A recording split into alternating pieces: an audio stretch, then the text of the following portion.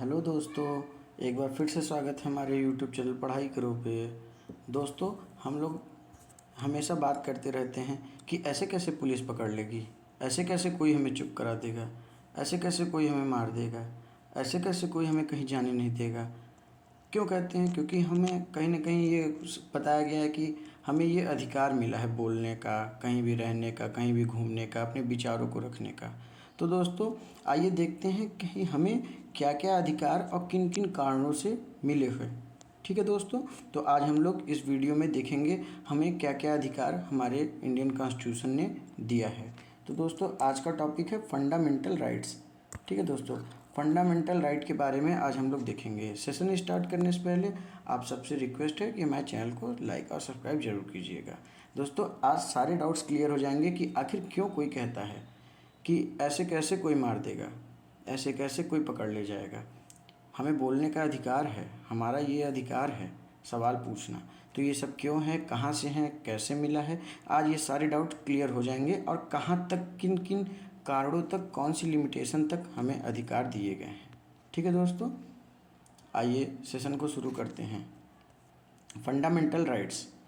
तो fundamental right मूल अधिकार, फंडामेंटल राइट्स हमको दिया है। तो फंडामेंटल राइट क्या है, पहले वो जानते हैं। Fundamental rights are the basic human rights enshrined in the constitution of India which are guaranteed to all citizens.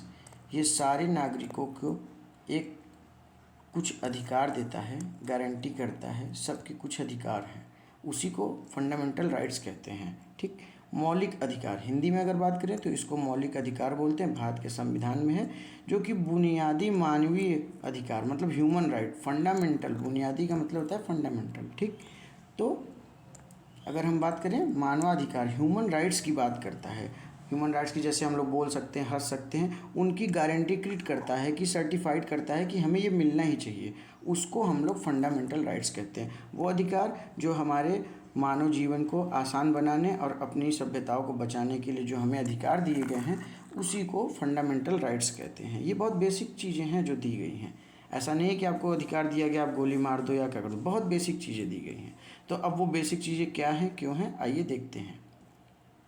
अब बात करें तो इन्हें जो फंडामेंटल राइट्स है उनको जाति, धर्म, लिंग आदि के आधार पर भेदभाव किए बिना, ऐसा नहीं है कि गोरे लोगों को राइट्स है कि किसी काले को चिल्लाएं, मारे, डांटे और काले को कोई राइट्स नहीं है, तो ऐसा नहीं है। सबको एक बराबर जाति, धर्म, लिंग आधार पे भेदभाव किए बिना लागू किया जाता है क्या, फंडामेंटल राइट्स। महत्वपूर्ण बात यह है कि फंडामेंटल राइट्स जो हैं वो कुछ शर्तों के अधीन न्यायालयों द्वारा लागू किए जा सकते हैं।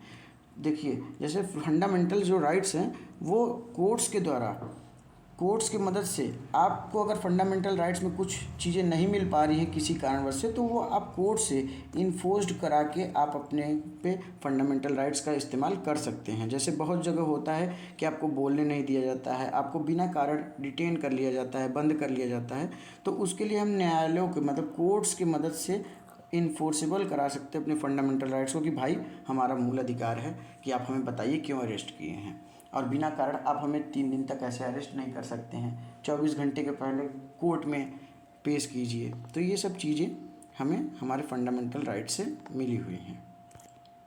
अब बात करते हैं क्यों जो राइट्स हमें मिले हैं उनको फंडामेंटल राइट्स ही क्यों बोलते हैं, फंडामेंटल ही राइट्स क्यों बोलते हैं, क्यों बोलते हैं?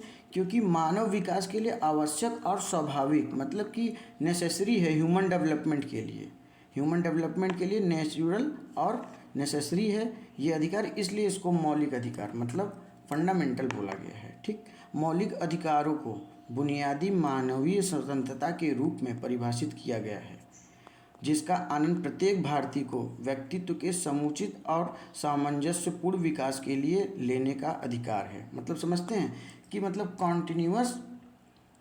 कॉन्टिन्यूअस और सस्टेनेबल, ठीक है, एक साथ आप कई अधिकारों का इस्तेमाल कर सकते हैं अपने डेवलपमेंट के लिए और अपने जीवन को आसान बनाने के लिए। सभी भारतीयों को दिया था, ऑल सिटीजन्स को। अगर इंग्लिश में इसकी बात करें तो फंडामेंटल राइट्स आर डिफाइंड, कैसे डिफाइंड होगा, as the basic human freedom. ठीक, बेसिक ह्यूमन फ्रीडम कुछ मानवीय आज़ादी that every Indian citizen has right to enjoy, सभी भारतीय को ये अधिकार है उसको इस्तेमाल करने का। ठीक, आपसी भाईचारा को बनाए रखे और पर्सनालिटी को डेवलप करते हुए। तो फंडामेंटल राइट्स को क्यों फंडामेंटल कहा जाता है ये समझ गए, क्योंकि ये बेसिक ह्यूमन राइट्स को बताता है, बहुत मूल चीज़ों को बताता है जो हमारे जीवन को आसान बनाती हैं और हमारे ह्यूमन डेवलपमेंट को, पर्सनालिटी को अच्छा डेवलप करने में मदद करती हैं। देखिए कौन कौन से ह्यूमन राइट्स हमारे कॉन्स्टिट्यूशन में दिए गए हैं फंडामेंटल राइट्स की मदद से। तो राइट टू इक्वलिटी, समानता का अधिकार, राइट टू फ्रीडम, आज़ादी कि हम कहीं भी रह सकते हैं, कहीं भी कुछ भी बोल सकते हैं। राइट टू इक्वलिटी मतलब सब एक बराबर हैं, ऐसा नहीं कि गोरे हैं तो वो लाइन में आगे खड़े होंगे, काले हैं तो वो पीछे होंगे, वो अपर कास्ट के हैं तो उनको जॉब पहले मिलेगी, लोअर हैं तो नहीं, नहीं, जिसके पास टैलेंट है उसको सब कुछ मिलेगा। तो ये हमारे फंडामेंटल राइट्स में राइट टू इक्वलिटी की बात की गई है। राइट अगेंस्ट एक्सप्लॉयटेशन की बात की गई है कि आपका शोषण न हो, आपसे ज़बरदस्ती काम न कराया जा सके, आपके मम्मी पापा से आपकी गुलामी को न परचेस किया जा सके स्लेव के तौर पे, ताकि आप गुलामी करो। रिलीजियस फ्रीडम है कि हम किसी भी धर्म को मान सकते हैं, कुछ भी कर सकते हैं, ऐसा नहीं है कि हम किसी एक धर्म के उपासक हैं तो हम उसमें बंधे हुए नहीं। हमारा संविधान हमें फंडामेंटल राइट देता है, उसमें फंडामेंटल राइट्स में हमें ये देता है कि right to freedom of religion देता है, किसी भी धर्म को आप कभी भी अपना सकते हैं। ठीक। कल्चरल एंड एजुकेशनल राइट्स देता है कि हमें राइट है कि हम अपने कल्चर, अपने एजुकेशन सिस्टम को अपने तरीके से ढालें और अपने कल्चर को बचाने के लिए रखें। जैसे कि बंगाल में बंगाली लैंग्वेज पढ़ाया जाता है, महाराष्ट्र में मराठी पढ़ाया जाता है, तो ये उनके कल्चरल राइट्स को बचाने के लिए ये फंडामेंटल राइट्स का इस्तेमाल वो लोग करते हैं। अब यहीं हम लोग बात करें कि इन सभी राइट्स को अगर कोई नहीं देगा तो फिर क्या होगा। तो इन सभी राइट्स को बचाने के लिए एक और राइट दिया गया, वो है राइट टू कॉन्स्टिट्यूशनल रेमेडीज़, जो कि कोर्ट बाउंड होता है गवर्नमेंट को या किसी पर्सन को इन्फोर्स करता है कि हमें ये सारी राइट्स मिलें। ठीक। तो एक तरीके से हम देख सकते हैं कि जो कॉन्स्टिट्यूशनल रेमेडीज़ है, कॉन्स्टिट्यूशनल रेमेडी वो इन सभी का संरक्षक है। ये इंश्योर करता है कि हमें ये सब पांचों राइट्स मिल रहे हैं प्रॉपरली कि नहीं मिल रहे हैं। अब बात करते हैं fundamental rights in our constitution. अगर हम अपने संविधान की बात करें तो फंडामेंटल राइट हमारे संविधान में कहाँ से कहाँ तक दिया गया है। ठीक है दोस्तों, तो आइए हम लोग देखते हैं। अगर बात करें तो fundamental rights in our constitution, तो आर्टिकल 12 to 35, आर्टिकल अनुच्छेद 12 से 35 भाग 3 पार्ट 3 में of Indian constitution, Indian constitution के पार्ट 3 के आर्टिकल 12 to 35 में फंडामेंटल राइट्स की बात की गई है, फंडामेंटल राइट्स की बात की गई है। ठीक। अब बात करते हैं ये सब 12 से 35 में कौन कौन से आर्टिकल्स और क्या इंपॉर्टेंस है। ठीक। तो अगर हम लोग देखें तो राइट टू इक्वलिटी पहला आर्टिकल्स, पहला जो फंडामेंटल राइट्स है राइट टू इक्वलिटी का, जो कि आर्टिकल 14 to 18 है। राइट टू फ्रीडम, आज़ादी, जो कि 19 to 22 है। राइट अगेंस्ट एक्सप्लॉयटेशन है, ये सब पीछे बता चुके हूँ। राइट टू अगेंस्ट एक्सप्लॉयटेशन है आर्टिकल 23 to 24। और हाँ दोस्तों, आज हम लोग ये भी देखेंगे कि हम किन किन कारणों से कहाँ पे पिट जाते हैं, क्योंकि हमें जानकारी नहीं होता। बेसिकली रोज़मर्रा के जीवन में हम लोग ये तो जानते हैं मेरे अधिकार है, और हम लोग ये अधिकार बोलते हुए कहीं ऐसे जगह चले जाते हैं और अपने अधिकार का इस्तेमाल करने लगते हैं जो हाँ हमारा अधिकार होता ही नहीं है, तो वहाँ पे हम लोग पिटने के भी चांस होते हैं। तो वीडियो को पूरा देखिएगा, आपको ज़रूर कुछ नया सीखने को मिलेगा। तो नेक्स्ट अगर हम लोग बात करें right to freedom of religion, किसी भी धर्म को अपनाने का, तो वो है article 25 to 28। Cultural and educational rights है आर्टिकल 29 to 30। और अगर बात करें इन सब को संरक्षण कौन देता है, इन सब को इंश्योर कौन करता है, तो वो इंश्योर करता है राइट टू कॉन्स्टिट्यूशनल रेमेडीज़। ठीक। संवैधानिक उपचार, ये है आर्टिकल 32 to 35 में। अब आइए एक एक करके हम लोग समझते हैं कि क्या है। आइए देखते हैं। राइट टू इक्वलिटी, अगर बात करें राइट टू इक्वलिटी, समानता का अधिकार, जैसा कि नाम से ही समझ में आ रहा होगा कि ये समानता, एक समान सबको करने का बात करता है। तो इसमें ये कहाँ से कहाँ तक था, तो ये था 14 से लेके 18 तक आर्टिकल। तो आर्टिकल 14 क्या कहता है, इक्वलिटी बिफोर लॉ, मतलब कानून के समक्ष सब एक समान हैं। इसका क्या मतलब होता है कि जो लॉ बने हैं वो सब के लिए हैं। ऐसा नहीं है कि अगर हम गवर्नमेंट एम्प्लॉई हैं और कोई एक प्राइवेट एम्प्लॉई है और दोनों अगर मर्डर करते हैं तो दोनों को इक्वल सज़ा दी जाएगी। कोई अगर अपर कास्ट का है, कोई लोअर कास्ट का है, तो भी उसमें भेदभाव नहीं किया जाएगा और उसको लीगली जो भी उसको सज़ा मिलेगी सबको एक बराबर मिलेगा। सब कुछ एक बराबर कानून के समक्ष, जो भी रूल रेगुलेशन गवर्नमेंट बनाएगी वो सब के लिए एक बराबर होगा। अब यही बात करें अगर आर्टिकल 15 की, तो ये क्या कहते हैं, prohibition of discrimination on the ground of religion, race, caste, sex और प्लेस ऑफ बर्थ। मतलब कि धर्म, मूल, जाति, लिंग या जन्म के आधार पर भेदभाव प्रतिवेद, ठीक है, प्रतिषेध है, प्रतिबंधित है। मतलब कि हम किसी को भी धर्म, मूल वंश, जाति या उसके सेक्स पे या उसके जन्म के आधार पे हम उसको डिस्क्रिमिनेट नहीं कर सकते हैं। किसी को हम लोग किसी इस ग्राउंड पे, मतलब कौन कौन से ground, religion, race, caste, sex और प्लेस ऑफ बर्थ के आधार पे उसको डिस्क्रिमिनेट नहीं कर सकते हैं। ये आर्टिकल 15 हमें राइट देता है कि हमें कोई भी डिस्क्रिमिनेट नहीं कर सकता है। कि जैसे कोई लोअर कास्ट का है तो अपर कास्ट वाला उससे बोले कि चल बे, तो वो ऐसा नहीं बोल सकता, उसको प्रताड़ित नहीं कर सकता है। अब यही हम बात करें अगर हमारे आर्टिकल 16 की, तो ये इस समय बहुत ही इम्पॉर्टेंट है आर्टिकल 16, जिसके तहत हम लोग तैयारी कर रहे हैं जॉब्स के लिए और ये काफ़ी इम्पॉर्टेंट है। अगर आप देखेंगे तो सार्वजनिक रोजगार के मामले में अवसर की समानता, मतलब equality of opportunity in a matter of public employment. मतलब कोई भी गवर्नमेंट जॉब्स में सब एक इक्वल कैंडिडेट की तौर पे ट्रीट किए जाएंगे। ऐसा नहीं है कि किसी के पिताजी गवर्नमेंट जॉब में थे तो उसको प्रायोरिटी दी जाएगी, ऐसा कुछ नहीं। ये सब कुछ कुछ कंडीशंस में होते हैं। अगर इन जनरल देखें तो जो जॉब्स हैं वो सबके लिए सेम है। आपके पास एलिजिबिलिटी है, आपके पास कैपेबिलिटी है, तो आप ले सकते हैं गवर्नमेंट जॉब। तो आर्टिकल 16 ये इंश्योर करता है क्या, कि इक्वलिटी ऑफ अपॉर्चुनिटी, ठीक, इक्वलिटी ऑफ अपॉर्चुनिटी, सार्वजनिक रोजगार में मामलों के अवसर की समानता। अब यही अगर हम लोग बात करें आर्टिकल 17 की, तो आर्टिकल 17 क्या है, एवोल्यूशन ऑफ अनटचेबिलिटी, छुआछूत को ख़त्म करता है, अस्पृश्यता का उन्मूलन करता है। मतलब समझते हैं कि जैसे लोअर कास्ट को अपर कास्ट वाले टच नहीं करते हैं, उनको अपने पास से गुजरने नहीं देते, तो इसको पूरी तरीके से प्रोहिबिट करता है, पूरी तरीके से क्रिमिनलाइज बनाता है आर्टिकल 17 राइट टू इक्वलिटी का, कि कोई भी ऐसा नहीं जिसको हम अनटचेबल मानेंगे, सब एक बराबर हैं। ये ऐसा क्यों हुआ, क्योंकि आर्टिकल 17 के पहले आर्टिकल 14 आया था और वो आर्टिकल 17 को भी इन्फोर्स करता था, जस्टिफाई करता था मानने के लिए।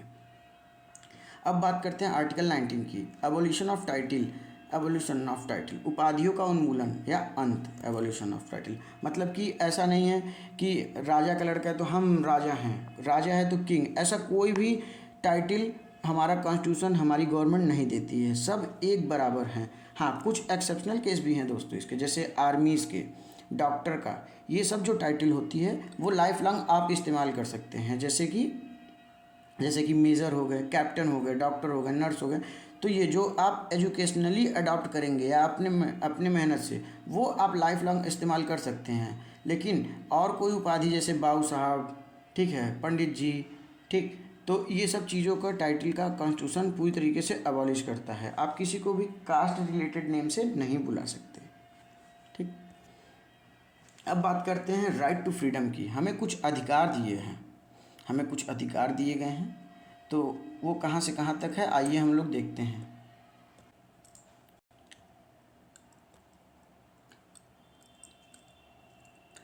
ये आर्टिकल 19 से लेके 22 तक है, ठीक। अब हम अगर बात करें आर्टिकल 19 की, आर्टिकल 19 में क्या है कि भाषण और अभिव्यक्ति, सभा, संघ, आंदोलन, निवास और पेशे से संबंधित कुछ अधिकारों का संरक्षण, ठीक। अगर इंग्लिश में बात करें तो protection of certain rights regarding speech and expression, assembly, association, movement, residence and profession के बारे में।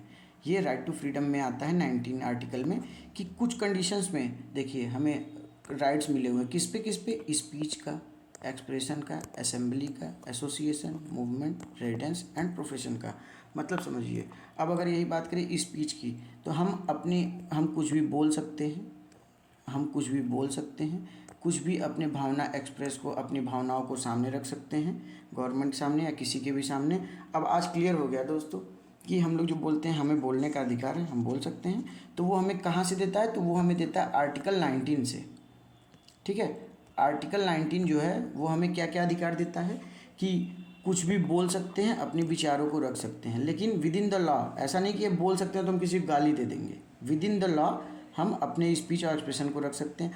हम कहीं भी इकट्ठा हो सकते हैं, किसी भी फंक्शन, किसी प्रोग्राम को कर सकते हैं। जैसे होता है ना कि मेरी शादी है, क्यों नहीं कोई रोकेगा, तो वो नहीं रोकेंगे, क्योंकि हमें आर्टिकल 19 प्रोवाइड करता है, ठीक, राइट्स, कि हम कहीं भी असेंबली कर सकते हैं, ठीक, एसोसिएशन बना सकते हैं, कोई ग्रुप्स बना सकते हैं किसी एक प्रोग्राम को लेके, किसी एक एक्टिविटी को लेके, कोई एक आंदोलन कर सकते हैं। जैसे हम विरोध करेंगे, हमारा राइट्स है गवर्नमेंट के अगेंस्ट, तो वो हमें आर्टिकल 19 के तहत देता है, ठीक, कि हम मूवमेंट कर सकते हैं, कहीं भी रह सकते हैं, भारत के किसी भी कोने में हम लोग रेजिडेंस कर सकते हैं, और कोई भी जॉब कर सकते हैं। ऐसा तो नहीं है गवर्नमेंट डिसाइड करती है कि आप क्या करेंगे, हम क्या करेंगे।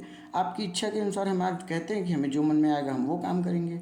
चाहे जैसे हम कोई भी प्रोफेशन कर सकते हैं, कहीं भी रह सकते हैं। तो ये सब चीज़ें, मतलब कुछ भी बोल सकते हैं, अपने विचारों को रख सकते हैं, कोई भी फंक्शन कर सकते हैं, कहीं भी इकट्ठा हो सकते हैं, कोई भी आंदोलन कर सकते हैं, कहीं भी रह सकते हैं, कोई भी काम कर सकते हैं। तो ये जो है 6 राइट्स जो हैं, 6 राइट्स, वो आर्टिकल 9 के तहत हमको मिली है, ठीक। अब यही बात करें आर्टिकल 20 की। आर्टिकल 20 क्या कहता है? अपराधों के लिए दोष सिद्ध के संबंध में संरक्षण, ठीक है। मतलब अगर ऐसा नहीं है कि protection in respect of conviction of offence, मतलब कोई भी गलती करते हैं उसके तहत आपको क्या सज़ा दी जाएगी और कब तक दी जाएगी, ये भी हमारा संविधान हमको राइट्स देता है। जैसे कि ऐसा नहीं है ना कि हम एक चींटी को मार दें और हमें फांसी की सज़ा हो जाए, तो उसके अगेंस्ट भी कि हमको एक गवर्नमेंट को और हम सबको कुछ राइट्स मिले हुए हैं कि इस जुर्म पे इतना ही सज़ा होगी। और दूसरी चीज़ कि जब तक दोष सिद्ध नहीं होता है, कन्विक्शन प्रूफ नहीं होता है, तब तक हम इनोसेंट हैं। बोलते हैं ना, इनोसेंट टिल प्रूवन। तो वो क्या है कि आर्टिकल 20 हमें ये राइट देता है कि जब तक दोष सिद्ध न हो तब तक हम निर्दोष हैं, ठीक। अब यही बात करें आर्टिकल 21 की, जो कि राइट टू फ्रीडम के तहत मिला है। आर्टिकल 20 में क्या है? जीवन एवं व्यक्तिगत स्वतंत्रता के लिए, मतलब प्राण एवं दैहिक स्वतंत्रता, जैसे कि पर्सनल लाइफ एंड लिबर्टी। आपका एक आत्मसम्मान है, आपका एक सोच है, ये आपको मिला हुआ है कि हम कहाँ जाएंगे, कहाँ नहीं जाएंगे, हमें कहाँ इंसर्ट होगा, क्यों होगा। ऐसा नहीं कोई आपको प्रेशर देगा कि आप किसी मूवमेंट, किसी प्रोफेशन पे आप ज्वाइन कीजिए, आपकी इच्छा है, ठीक। और हाँ, 21A के ही तहत हमको राइट टू एजुकेशन भी मिला हुआ है दोस्तों, अभी आगे उसका डिस्कस किया जाएगा, ठीक। अब ये बात करें आर्टिकल 22। आर्टिकल 22 क्या करता है? Protection against arrest and detention in certain case. कुछ मामलों में अरेस्ट और डिटेंशन के हमें कुछ राइट्स मिले हुए हैं। ये राइट्स हमको बचाते हैं कि अननेसेसरली पुलिस हमको गिरफ्तार न करे, अरेस्ट न करे। जैसे कि हम जा रहे हैं और किसी को एक्सीडेंट कर देते हैं, उसका हाथ थोड़ा सा चोट लग जाता है, तो वो एक तरीके का व्हीकल एक्ट एवोल्यूशन हुआ, लेकिन वो इतना बड़ा क्राइम नहीं है कि आपको तुरंत जेल में बंद कर दिया जाए। तो ये सब ऐसे, जैसे कि हम जा रहे हैं और हमसे कोई चींटी मर जाती है, कोई पेड़ टूट जाता है, तो वो इतना बड़ा क्राइम नहीं कि हमको जेल में भेजा जाए।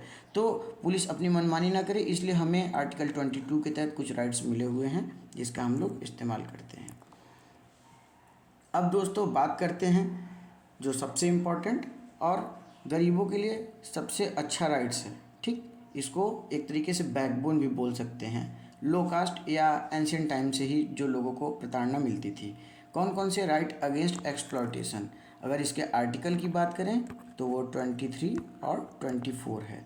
जैसे कि prohibition of human trafficking and enforce labour, ये आर्टिकल 23 बैन करता है, प्रोहिबिट करता है कि ह्यूमन ट्रैफिकिंग। जैसे होता क्या था कि गरीब माँ बाप अपने बच्चों को किसी अमीर के घर स्लेव के तौर पे बेच देते थे, तो उससे बचा गया। और अपने ऑर्गन्स को लोग बेच देते थे, लोग बच्चों को चोरी करके उनके ऑर्गन्स को निकाल के दूसरे को बेच देते थे, तो वो ह्यूमन ट्रैफिकिंग में आता था।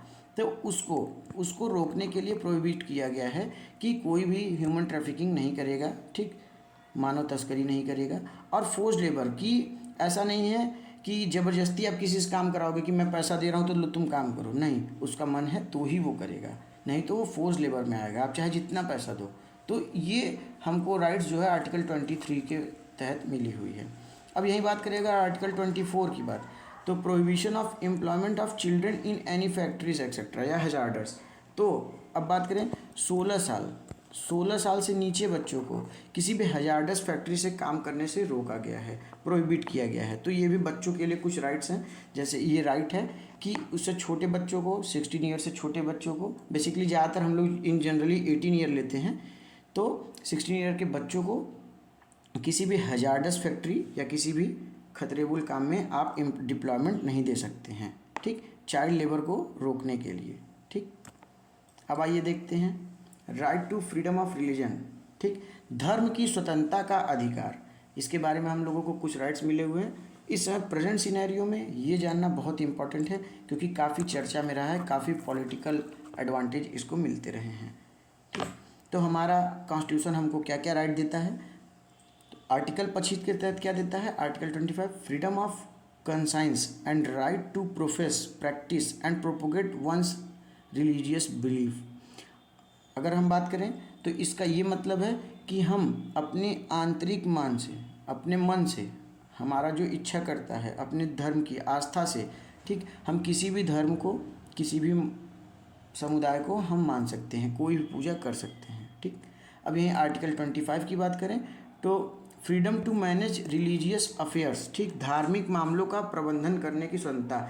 मतलब कि जैसे हमें रामायण कराना है, भगवत गीता कराना है, मुशायरा कराना है, कोई भी हम रिलीजियस प्रोग्राम करा सकते हैं अपने मोहल्ले, अपने घर, कहीं पे भी। जैसे लोग नया नया घर लेते हैं तो रामायण, रामचरितमानस करवाते हैं, ठीक, कोई कुरान पाक का पाठ कराता है, कोई गीता कराता है।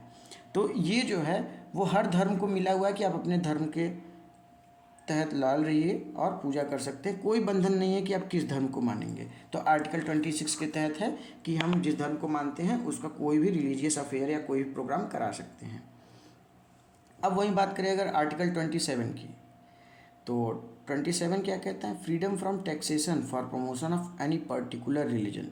अगर आप अपने धर्म को प्रचार के लिए कोई भी काम करते हैं तो आप पैसा, ठीक, कराधान, ये सबसे मुक्त हैं, ठीक। अब गवर्नमेंट ये नहीं कहेगी कि आप अपने धर्म का प्रचार कर रहे हो तो 100 रुपये खर्च करना है तो उसका 50 रुपये हमको दे दो और 50 रुपये तुम खर्च करो, 50 टैक्स के रूप में ले लो, ऐसा नहीं है, ठीक। आप फ्री हैं अपने धर्म के प्रचार करने के लिए विदाउट एनी टैक्सेस। तो ये आर्टिकल 27 कहता है, ठीक।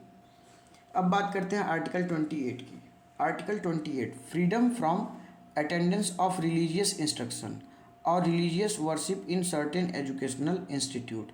कुछ शैक्षणिक संस्थानों में धार्मिक शिक्षा या धार्मिक पूजा में भाग लेने में स्वतंत्रता। जैसे कि मदरसे हैं, जैसे कि गुरुकुल हैं, तो ये सब क्या करते हैं? ये अपने कल्चर को, अपने धर्म को बढ़ाने के लिए अपना एजुकेशनल इंस्टीट्यूट सेटअप आप कर सकते हैं। आप कोई स्कूल खोल सकते हैं जिसमें रामायण महाभारत पढ़ा सकते हैं, जिसमें संस्कृत पढ़ा सकते हैं, जिसमें उर्दू पढ़ा सकते हैं। तो अपने कल्चर के बारे में आप पढ़ाने के लिए कोई भी रिलीजियस इंस्टीट्यूट आप खोल सकते हैं। ये हमें आर्टिकल 28 राइट्स प्रोवाइड करता है।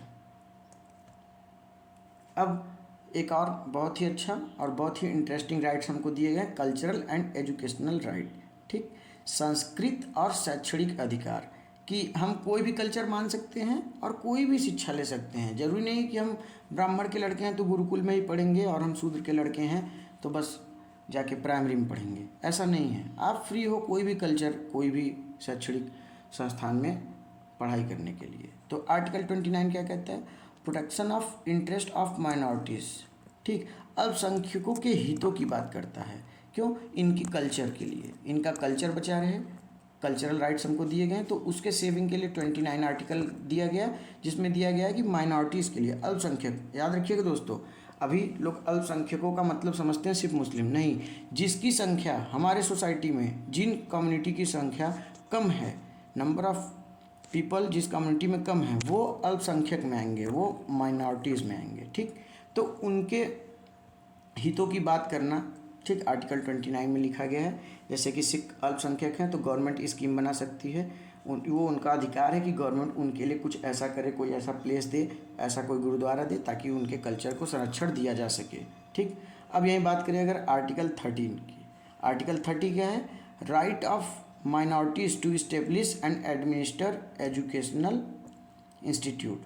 ये बात करें अगर आर्टिकल 28 में, तो आर्टिकल 28 का ही ये एक प्रो वर्जन कह सकते हैं, डिफाइंड वर्जन, ठीक। वो क्या कहता है कि हम अपने अल्पसंख्यक जो हैं, माइनॉरिटीज़ जो हैं, वो अपने कल्चर के अकॉर्डिंग एजुकेशनल इंस्टीट्यूट खोल सकते हैं।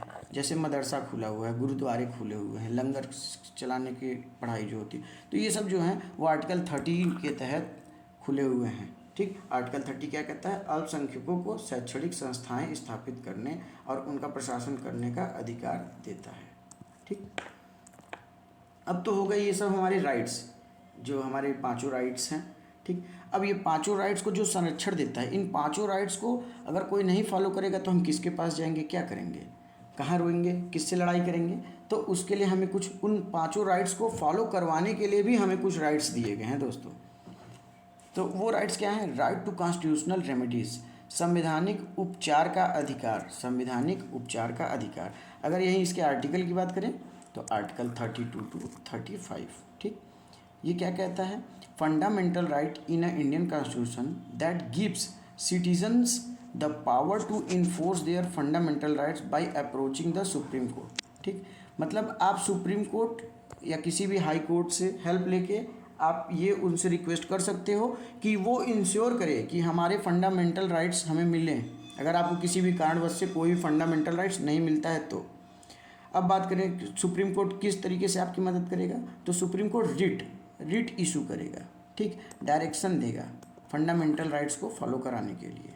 तो कौन कौन से रिट्स इशू करेगा? तो अगर रिट्स की बात करें तो वो habeas corpus, mandamus, certiorari, prohibition and quo warranto 5 तरीके की रिट्स हैं। 5 रिट्स जो हैं ये किसी न किसी कारण से सुप्रीम कोर्ट इशू कर सकता है। अगर आपका फंडामेंटल राइट्स आपको नहीं दिया जा रहा है, किसी कारण से आपके फंडामेंटल राइट्स को रोका जा रहा है, रजिस्ट किया जा रहा है, तो आप सुप्रीम कोर्ट या किसी भी हाई कोर्ट में जाके अपने फंडामेंटल राइट्स को पाने के लिए आप रिक्वेस्ट कर सकते हैं। तो कोर्ट करेगा क्या? कोर्ट इन 5 राइट्स, ये 5 राइट्स हैं, ठीक, 5 रिट्स हैं, इन रिट्स के हेल्प से आपके फंडामेंटल राइट्स को दिलाने की कोशिश करेगा। अब बात करते हैं कि रिट्स में हिंदी में अगर नाम देखें तो बंदी, प्रत्यक्षीकरण, परमादेश, उत्प्रेषण, प्रतिषेध, अधिकार परीक्षा। अब एक एक करके हम समझते हैं कि हबीस कॉर्पस क्या होता है। हबीस कॉर्पस, ठीक है दोस्तों, हबीस कॉर्पस क्या होता है ये हम लोग देखते हैं।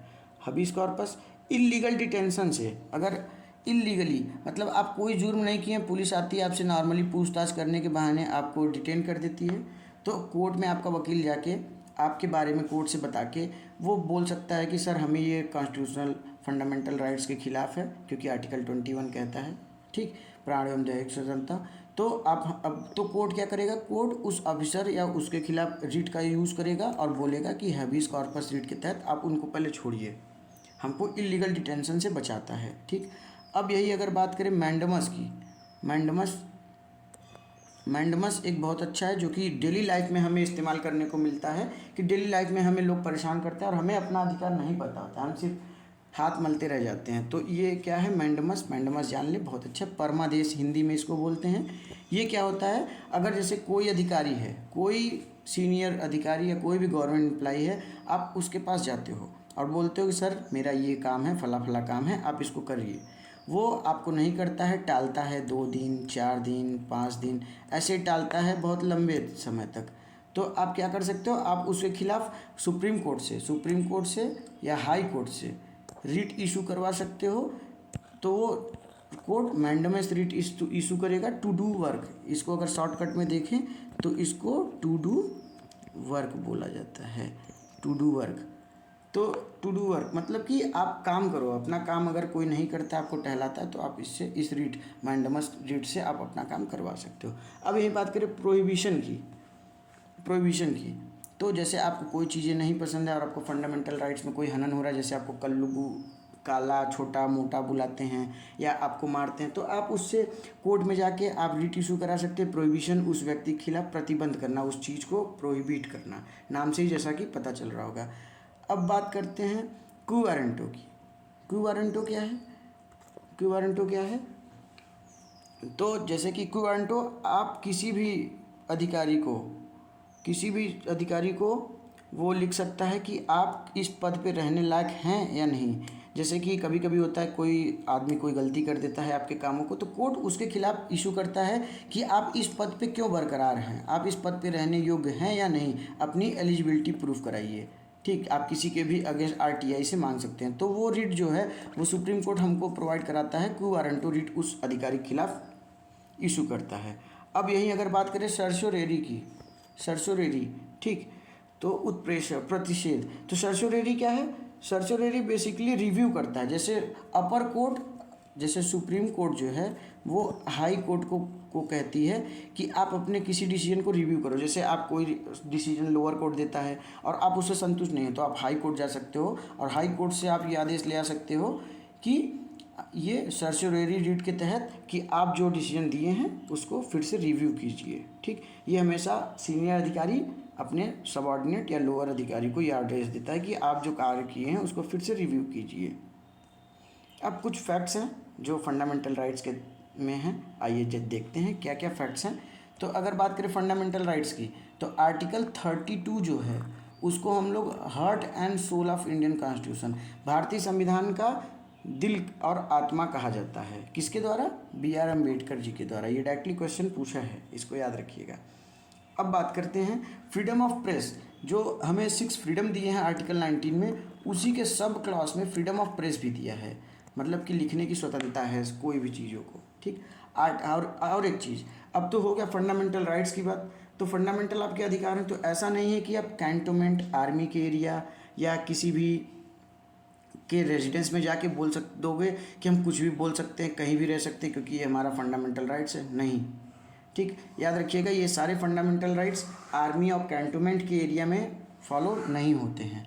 अब वहीं अगर बात करें at the time of national emergency, जो कि आर्टिकल 352 के तहत लगाया जाता है, जब किसी दूसरे कंट्री से वॉर होती है या क्राइसिस होती है, तो उस समय आपके सारे फंडामेंटल राइट सस्पेंड हो जाएंगे, सारे फंडामेंटल राइट सस्पेंड हो जाएंगे। ठीक है, लेकिन आर्टिकल 21 एंड 22 जो है वो एज इट इज़ बरकरार रहेगा। आर्टिकल 21 एंड 22 कभी सस्पेंड नहीं होते हैं। ठीक, अब बात करते हैं राइट टू प्रॉपर्टी, ज़मीन का अधिकार। देखिए, पहले तो ये राइट टू प्रॉपर्टी जो है वो हमारे फंडामेंटल राइट्स में था। भूमिहीन लोगों को गवर्नमेंट इंश्योर करती थी कि उनको ज़मीन दी जाए। ठीक, तो ये राइट टू प्रॉपर्टी फंडामेंटल अधिकारों में था। लेकिन कुछ जैसे कि 1978 में 44th कॉन्स्टिट्यूशनल अमेंडमेंट के तहत आर्टिकल 300A में राइट टू प्रॉपर्टी, जो कि पहले फंडामेंटल राइट्स था, क्लियर करके फिर से देखिए, राइट टू प्रॉपर्टी जो पहले फंडामेंटल राइट था उसको 44th कॉन्स्टिट्यूशनल अमेंडमेंट 1978 के तहत उसको आर्टिकल 300A में ऐड कर दिया गया, जो कि अब लीगल राइट है। मतलब ऐसा तो नहीं है ना कि अब आप गवर्नमेंट या कोर्ट से कह सकते हैं कि सर मेरा फंडामेंटल राइट्स है, हमें ज़मीन दिलाओ, तो ऐसा ना कर सके लोग, इसलिए उसको लीगल राइट में ऐड कर दिया गया 300A आर्टिकल के तहत, कि आप लीगली, आपके पास डॉक्यूमेंट और आप सारा पेपर और टैक्स जमा करके लीगल तौर पे आप कोई भी प्रॉपर्टी को ले सकते हो, वो आपका अधिकार है। लेकिन वो क्या अधिकार है? लीगल राइट है। तो ये हमारे कुछ फैक्ट्स थे जो कि फंडामेंटल राइट्स के बारे में थे। अब इसको आप लोग ध्यान से देख लीजिएगा, वीडियो को फिर से प्ले करके देख लीजिएगा, और इसका PDF हमें आप हमारे टेलीग्राम चैनल पे ले सकते हैं। और इससे रिलेटेड कुछ इंपॉर्टेंट क्वेश्चन नेक्स्ट वीडियो में हम लोग प्रैक्टिस से देखेंगे। ठीक है दोस्तों, तब के लिए टाटा बाय बाय, दुआ सलाम।